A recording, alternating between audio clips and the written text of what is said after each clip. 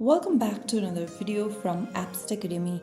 Today in this video I'm going to show you how to crop an image in Adobe Lightroom. Cropping is one of the basic but essential edits in photo editing. It allows you to reframe your photo, adjust composition or remove unwanted areas. First of all, in order to do that, open the Adobe Lightroom application and log into your account.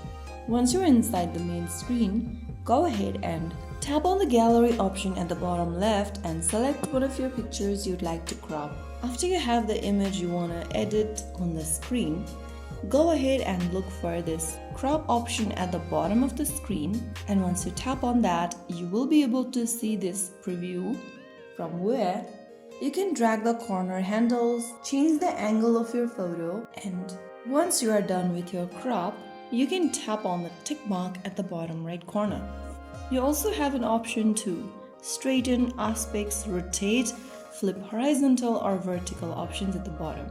After you're happy with your result, click on the tick mark at the bottom right and that will be able to help you save your changes. So that's how you can easily crop a photo in Adobe Lightroom. If you found the video helpful, don't forget to like, share and subscribe. I will see you in the next episode. Thank you for watching.